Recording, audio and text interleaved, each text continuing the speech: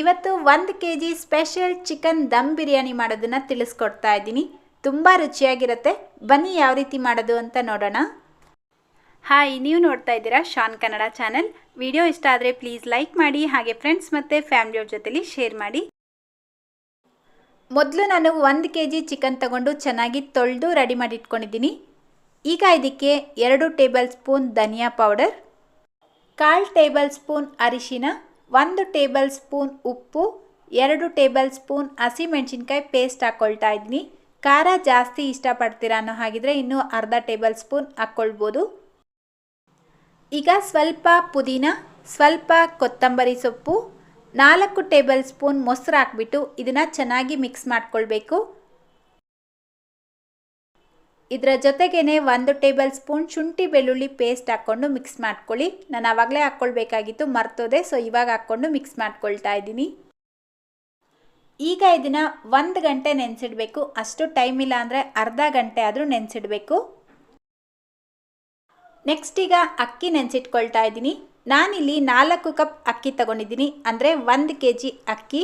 ನಾನು ಯೂಸ್ ಮಾಡಿರೋದು bullet rice. ನೀವು ಬೇಕಿದ್ರೆ ಬಾಸುಮತಿ ಅಕ್ಕಿ ಅಥವಾ ಜೀರಾ ಸಾಂಬಾರ್ ರೈಸ್ ಬೇಕಿದ್ರೂ ಯೂಸ್ ಮಾಡ್ಬೋದು. ಇದಕ್ಕೆ ನೀರು ಹಾಕಿ 3-4 ಸಲ ಚೆನ್ನಾಗಿ ತೊಳೆದು ಮತ್ತೆ ನೀರು ಹಾಕಿ 15 ನಿಮಿಷ ಮುಂಚೆ ನೆನೆಸಿಟ್ಕೊಳ್ಬೇಕು. ಮೊದಲು ನಾನಿಲ್ಲಿ ಅಕ್ಕಿ ಬೇಯಿಸ್ಕೊಳ್ಳೋದಕ್ಕೆ ಕಡಿಮೆ ಉರಿಯಲ್ಲಿ ನೀರು ಬಿಸಿಗೆ ಇಟ್ಕೊಂಡಿದ್ದೀನಿ. ಈಗ ಇದಕ್ಕೆ 7ರಿಂದ 8 ಲವಂಗ, 8ರಿಂದ 9 ಏಲಕ್ಕಿ, 5 ಪೀಸ್ ಚಕ್ಕೆ, 1 ಟೀ ಸ್ಪೂನ್ ಎಣ್ಣೆ, ಅರ್ಧ ಟೀ ಸ್ಪೂನ್ ಉಪ್ಪು ಹಾಕ್ಬಿಟ್ಟು ಕಡಿಮೆ ಉರಿಯಲ್ಲೇ ನೀರನ್ನ ಚೆನ್ನಾಗಿ ಕುದಿಯೋದಕ್ಕೆ ಬಿಡಬೇಕು. ನೆಕ್ಸ್ಟ್ ಈಗ ಬಿರಿಯಾನಿ ಮಾಡುವಂಥ ಪಾತ್ರೆನ ಗ್ಯಾಸ್ ಸ್ಟವ್ ಮೇಲೆ ಇಟ್ಟು 1/4 ಕಪ್ ಎಣ್ಣೆ ಹಾಕ್ಕೊಳ್ಬೇಕು. ಅಂದರೆ 7ರಿಂದ 8 ಟೇಬಲ್ ಸ್ಪೂನ್ ಎಣ್ಣೆ ಹಾಕ್ಬಿಟ್ಟು 4 ಲವಂಗ, 4 ಏಲಕ್ಕಿ, 2 ಪೀಸ್ ಚಕ್ಕೆ ಹಾಕ್ಬಿಟ್ಟು ಫ್ರೈ ಮಾಡ್ಕೊಳ್ಳಿ. ಈಗ ಈರುಳ್ಳಿ ಹಾಕ್ಕೊಳ್ತಾ ಇದ್ದೀನಿ. ದೊಡ್ಡ ಸೈಜಿಂದು 3 ಈರುಳ್ಳಿನ ಹಾಕ್ಕೊಂಡು ಹೈ ಫ್ಲೇಮಲ್ಲೇ ಚೆನ್ನಾಗಿ ಈರುಳ್ಳಿ ಬಣ್ಣ ಚೇಂಜ್ ಆಗೋವರೆಗೂ ಫ್ರೈ ಮಾಡ್ಕೊಳ್ಬೇಕು. ನೋಡಿ, ಈರುಳ್ಳಿ ಬಣ್ಣ ಈ ರೀತಿ ಗೋಲ್ಡನ್ ಕಲರ್ ಆಗಿದ ತಕ್ಷಣ ಇದಕ್ಕೆ 1 ಟೇಬಲ್ ಸ್ಪೂನ್ ಶುಂಠಿ ಬೆಳ್ಳುಳ್ಳಿ ಪೇಸ್ಟ್ ಹಾಕ್ಬಿಟ್ಟು ಫ್ರೈ ಮಾಡ್ಕೊಳ್ತಾ ಇದ್ದೀನಿ. ಶುಂಠಿ ಬೆಳ್ಳುಳ್ಳಿಯಲ್ಲಿ ಇರುವಂಥ ಹಸಿ ವಾಸನೆ ಹೋಗಬೇಕು, ಅಲ್ಲಿವರೆಗೂ ಚೆನ್ನಾಗಿ ಫ್ರೈ ಮಾಡ್ಕೊಳ್ಳಿ. ಈಗ ಇದಕ್ಕೆ ಅರ್ಧ table spoon red chilli powder ಹಾಕ್ಕೊಂಡು ಮಿಕ್ಸ್ ಮಾಡ್ಕೊಳ್ಬೇಕು. ಚಿಲ್ಲಿ ಪೌಡರ್ನ ಈ ರೀತಿ ಎಣ್ಣೆಗೆ ಹಾಕ್ಬಿಟ್ಟು ಮಿಕ್ಸ್ ಮಾಡ್ಕೊಳ್ಳೋದ್ರಿಂದ ನೀವು ಮಾಡುವಂಥ ಬಿರಿಯಾನಿ ಕಲರ್ ಚೆನ್ನಾಗಿ ಬರುತ್ತೆ. ನೋಡಿ, ಈ ರೀತಿ ಮಿಕ್ಸ್ ಮಾಡಿಬಿಟ್ಟು ಈಗ ಇದಕ್ಕೆ ಟೊಮೆಟೊ ಹಾಕ್ಕೊಳ್ತಾ ಇದ್ದೀನಿ.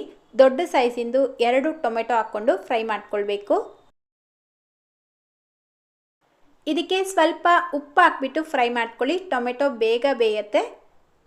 ನೋಡಿ, ಒಂದು 3-4 ನಿಮಿಷ ಇದೇ ರೀತಿ ಫ್ರೈ ಮಾಡ್ಕೊಳ್ಬೇಕು. ಟೊಮೆಟೊ ಚೆನ್ನಾಗಿ ಸಾಫ್ಟ್ ಆಗಿದ ನಂತರ ಇದಕ್ಕೆ 4 ಟೇಬಲ್ ಸ್ಪೂನ್ ಮೊಸರು ಹಾಕ್ಬಿಟ್ಟು ಮಿಕ್ಸ್ ಮಾಡ್ಕೊಳ್ತಾ ಇದ್ದೀನಿ. ಕಡಿಮೆ ಉರಿಯಲ್ಲೇ ಚೆನ್ನಾಗಿ ಇದನ್ನು ಮಿಕ್ಸ್ ಮಾಡ್ಕೊಳ್ಬೇಕು. ನೋಡಿ, ಗ್ರೇವಿಯಿಂದ ಆಯಿಲ್ ಈ ರೀತಿ ಸಪ್ರೇಟ್ ಆಗಬೇಕು. ಆವಾಗಲೇ ನೀವು ಹಾಕಿರುವಂಥ ಎಲ್ಲ ಮಸಾಲೆ ಚೆನ್ನಾಗಿ ಫ್ರೈ ಆಗಿದೆ ಅಂತ ಅರ್ಥ. ಈಗ ಇದಕ್ಕೆ ನಾವಾಗಲೇ ನೆನೆಸಿಟ್ಟಿರುವಂಥ ಚಿಕನ್ ಹಾಕ್ಕೊಂಡು ಮಿಕ್ಸ್ ಮಾಡ್ಕೊಳ್ಬೇಕು. ಚಿಕನ್ ಹಾಕ್ಕೊಂಡಿದ ನಂತರ ಈ ಮಸಾಲೆ ಜೊತೆಗೇನೆ ಇದನ್ನು ಚೆನ್ನಾಗಿ ಮಿಕ್ಸ್ ಮಾಡಿಬಿಟ್ಟು ಒಂದು ಲಿಡ್ನ ಕ್ಲೋಸ್ ಮಾಡಿ ಕಡಿಮೆ ಉರಿಯಲ್ಲೇ 15 ನಿಮಿಷ ಬೇಯಿಸ್ಕೊಳ್ಬೇಕು. ಇನ್ ಬಿಟ್ವೀನ್ ಚೆಕ್ ಮಾಡ್ಕೊಳ್ತಾ ಬೇಯಿಸ್ಕೊಳ್ಳಿ, ಇಲ್ಲ ಅಂದರೆ ತಳ ಅಂಟ್ಕೊಳ್ಳುತ್ತೆ. 5 ನಿಮಿಷಕ್ಕೆ ಒಂದ್ಸಲ ಲಿಡ್ನ ಓಪನ್ ಮಾಡಿ ಇದನ್ನು ಚೆನ್ನಾಗಿ ಮಿಕ್ಸ್ ಮಾಡಿಬಿಟ್ಟು ಮತ್ತೆ ಲಿಡ್ನ ಕ್ಲೋಸ್ ಮಾಡಿ ಬೇಯಿಸ್ಕೊಳ್ಬೇಕು. ನೋಡಿ, ನಾವು ಆಗಲೇ ಇಟ್ಟಿರುವಂಥ ನೀರು ಚೆನ್ನಾಗಿ ಕುದೀತಾ ಇದೆ. ನೀರಿನ ಬಣ್ಣ ನೋಡ್ಬೋದು, ಚೇಂಜ್ ಆಗಿದೆ. ಇವಾಗ ಇದಕ್ಕೆ 15 ನಿಮಿಷ ಮುಂಚೆ ನೆನೆಸಿಟ್ಟಿರುವಂಥ ಅಕ್ಕಿ ಹಾಕ್ಬಿಟ್ಟು ಅಕ್ಕಿನ 80% ಮಾತ್ರ ಬೇಯಿಸ್ಕೊಳ್ಬೇಕು, ಪೂರ್ತಿಯಾಗಿ ಬೇಯಿಸ್ಕೊಳ್ಬಾರ್ದು. ನೋಡಿ, ನಾನಿಲ್ಲಿ ಕರೆಕ್ಟಾಗಿ 80% ಅಕ್ಕಿನ ಬೇಯಿಸ್ಕೊಂಡಿದ್ದೀನಿ, ಅಂದರೆ 3/4 ಭಾಗ ಅಕ್ಕಿ ಬೆಂದಿರಬೇಕು. ಈಗ ನಾನಿಲ್ಲಿ ಏಲಕ್ಕಿ, ಚಕ್ಕೆ, ಲವಂಗ ಎಲ್ಲ ಹಾಕಿದ್ನಲ್ವ, ಅದನ್ನು ತೆಗಿತಾ ಇದ್ದೀನಿ. ಯಾಕಂದರೆ ಇದರಲ್ಲಿರುವಂಥ ಸಾರಾಂಶ ಎಲ್ಲ ಆಲ್ರೆಡಿ ಆ ನೀರಲ್ಲಿ ಬಂದಿರುತ್ತೆ. ಸೊ ನೋಡಿ, ಈಗ ಅನ್ನ ರೆಡಿಯಾಗಿದೆ. ನೆಕ್ಸ್ಟ್ ಈಗ ನಾವಾಗಲೇ ಇಟ್ಟಿರುವಂಥ ಚಿಕನ್ ಕರೆಕ್ಟಾಗಿ ನಾನಿಲ್ಲಿ 15 ನಿಮಿಷ ಬೇಯಿಸ್ಕೊಂಡಿದ್ದೀನಿ. 15 ನಿಮಿಷಕ್ಕೆ ನಾವು ಹಾಕಿರುವಂಥ ಚಿಕನ್ ಪೀಸೆಲ್ಲ ಚೆನ್ನಾಗಿ ಬೆಂದಿರುತ್ತೆ. ಈಗ ಇದನ್ನು ಒಂದ್ಸಲ ಮಿಕ್ಸ್ ಮಾಡಿಬಿಟ್ಟು ಉಪ್ಪು ಖಾರ ಚೆಕ್ ಮಾಡ್ಕೊಳ್ಳಿ. ಉಪ್ಪು ಅಥವಾ ಖಾರ ಕಡಿಮೆ ಇದ್ದರೆ ಇವಾಗ ನೀವು ಹಾಕ್ಬಿಟ್ಟು ಮಿಕ್ಸ್ ಮಾಡ್ಕೊಳ್ಬೋದು. ಖಾರ ಕಡಿಮೆ ಇದ್ದರೆ ಹಸಿಮೆಣಸಿನ್ಕಾಯಿ ಪೇಸ್ಟ್ ಹಾಕ್ಕೊಳ್ಳಿ. ಅಚ್ಕಾರದ ಪುಡಿ ಹಾಕ್ಕೊಂಡ್ರೆ ಬಿರಿಯಾನಿ ಟೇಸ್ಟ್ ಡಿಫ್ರೆಂಟಾಗಿರುತ್ತೆ. ಈ ಗ್ರೇವಿಯಿಂದ ಸ್ವಲ್ಪ ಗ್ರೇವಿ ಮಾತ್ರ ಸಪ್ರೇಟಾಗಿ ತೆಗೆದಿಟ್ಕೊಳ್ಬೇಕು. ಅದೇ ರೀತಿ ನೀವು ಈ ಗ್ರೇವಿನ ಟೇಸ್ಟ್ ಮಾಡಿದಾಗ ಉಪ್ಪು ಖಾರ ಸ್ವಲ್ಪ ಜಾಸ್ತಿನೇ ಇರಬೇಕು. ಯಾಕಂದರೆ ನೀವು ಅನ್ನ ಹಾಕಿ ಮಿಕ್ಸ್ ಮಾಡಿದಾಗ ಅದು ಎರಡೂ ಬ್ಯಾಲೆನ್ಸ್ ಆಗುತ್ತೆ. ಸೊ ಮೊದಲೇ ಉಪ್ಪು ಖಾರ ಕಡಿಮೆ ಇದ್ದರೆ ಬಿರಿಯಾನಿ ಸಪ್ಪೆ ಅನಿಸ್ಬಿಡತ್ತೆ. ಈಗ ಈ ಮುಕ್ಕಾಲು ಭಾಗ ಬೆಂದಿರುವಂಥ ಅನ್ನ ತೆಗೆದು ಇದಕ್ಕೆ ಹಾಕ್ಕೊಳ್ಬೇಕು. ಲೇಯರ್ ಆಗಿ ಹಾಕ್ಕೊಳ್ಳಿ, ಆವಾಗ ಚೆನ್ನಾಗಿರುತ್ತೆ. ನೋಡಿ, ಈ ರೀತಿ ಅನ್ನ ಹಾಕ್ಬಿಟ್ಟು ಸ್ಪ್ರೆಡ್ ಮಾಡ್ಕೊಳ್ಳಿ. ನೆಕ್ಸ್ಟ್ ಲೇಯರ್ ಬಂದು ನಾವು ತೆಗೆದಿಟ್ಕೊಂಡಿರುವಂಥ ಚಿಕನ್ ಗ್ರೇವಿ ಸ್ವಲ್ಪ ಹಾಕ್ಕೊಳ್ಬೇಕು. ಮೇಲ್ಗಡೆಯಿಂದ ಸ್ವಲ್ಪ ಪುದೀನ, ಸ್ವಲ್ಪ ಕೊತ್ತಂಬರಿ ಸೊಪ್ಪನ್ನು ಹಾಕ್ಬಿಟ್ಟು ಮತ್ತೆ ಈಗ ಥರ್ಡ್ ಲೇಯರ್ ಅನ್ನ ಹಾಕ್ಕೊಳ್ಬೇಕು. ಹಾಗೆ ಫ್ರೆಂಡ್ಸ್, ಈಗಾಗಲೇ ನಮ್ಮ ಚಾನಲಲ್ಲಿ ಸುಮಾರು ಬಿರಿಯಾನಿ ರೆಸಿಪಿಗಳನ್ನ ಶೇರ್ ಮಾಡಿದ್ದೀನಿ. ಹೊಸಕೋಟೆ ಚಿಕನ್ ದಮ್ ಬಿರಿಯಾನಿ, ದೊನ್ನೆ ಬಿರಿಯಾನಿ, ಮುಸ್ಲಿಮರು ಮಾಡುವಂಥ ಚಿಕನ್ ಬಿರಿಯಾನಿ, ಕುಕ್ಕರಲ್ಲೇ ಈಸಿಯಾಗಿ ಮಾಡುವಂಥ ಬಿರಿಯಾನಿ, ಈ ಎಲ್ಲ ರೆಸಿಪಿಗಳ ಲಿಂಕ್ ಬೇಕಿದ್ರೆ ಡಿಸ್ಕ್ರಿಪ್ಷನ್ ಬಾಕ್ಸಲ್ಲಿ ಕೊಟ್ಟಿರ್ತೀನಿ. ಅಥವಾ ನಮ್ಮ ಚಾನಲ್ ಪ್ಲೇ ಲಿಸ್ಟ್ಗೆ ವಿಸಿಟ್ ಮಾಡಿದ್ರೆ ಬಿರಿಯಾನಿ ರೆಸಿಪೀಸ್ ಅಂತ ಇದೆ, ಅಲ್ಲಿಂದ ಬೇಕಿದ್ರೂ ನೋಡ್ಬೋದು. ಅಥವಾ ಈ ವಿಡಿಯೋ ಕೊನೆಯಲ್ಲಿ ಎಂಡ್ ಸ್ಕ್ರೀನಲ್ಲೂ ಹಾಕಿರ್ತೀನಿ, ಅಲ್ಲಿಂದ ಬೇಕಿದ್ರೂ ಕ್ಲಿಕ್ ಮಾಡಿ ನೀವು ನೋಡ್ಬೋದು. ಸೊ ಈಗ ಲಾಸ್ಟಲ್ಲಿ ಮತ್ತೆ ಈಗ ಉಳಿದಿರುವಂಥ ಎಲ್ಲ ಚಿಕನ್ ಗ್ರೇವಿನೂ ಹಾಕ್ಕೊಂಡು ಸ್ವಲ್ಪ ಕೊತ್ತಂಬರಿ ಸೊಪ್ಪು, ಸ್ವಲ್ಪ ಪುದೀನ ಹಾಕ್ಕೊಳ್ತಾ ಇದ್ದೀನಿ. ಈಗ 1 ಟೇಬಲ್ ಸ್ಪೂನ್ ತುಪ್ಪ ಹಾಕ್ಕೊಳ್ತಾ ಇದ್ದೀನಿ. ನೆಕ್ಸ್ಟ್ ಈಗ ಒಂದು ಬಟ್ಲಲ್ಲಿ 3 ಟೇಬಲ್ ಸ್ಪೂನ್ ಹಾಲು ತೊಗೊಂಡಿದ್ದೀನಿ. ಇದಕ್ಕೆ 1/4 ಟೀ ಸ್ಪೂನ್ ಅರಿಶಿನ ಹಾಕ್ಬಿಟ್ಟು ಮಿಕ್ಸ್ ಮಾಡ್ಕೊಳ್ಳಿ. ಇದನ್ನು ಈಗ ಬಿರಿಯಾನಿಗೆ ಹಾಕ್ಕೊಳ್ತಾ ಇದ್ದೀನಿ.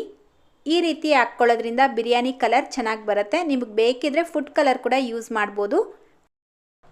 ಈಗ ಸ್ವಲ್ಪ ಟೈಟಾಗಿರುವಂಥ ಲಿಡ್ನ ಕ್ಲೋಸ್ ಮಾಡಿ ಮೊದಲು ಒಂದು ತವಾನ ಹೈ ಫ್ಲೇಮಲ್ಲಿ ಚೆನ್ನಾಗಿ ಬಿಸಿ ಮಾಡಿಬಿಟ್ಟು, ತವಾ ಚೆನ್ನಾಗಿ ಬಿಸಿಯಾಗಿದ್ದ ನಂತರ ಈ ಬಿರಿಯಾನಿ ಪಾತ್ರೆನ ಅದರ ಮೇಲ್ಗಡೆ ಇಟ್ಟು ಕಡಿಮೆ ಉರಿಯಲ್ಲೇ 15 ನಿಮಿಷ ಬೇಯಿಸ್ಕೊಳ್ಬೇಕು.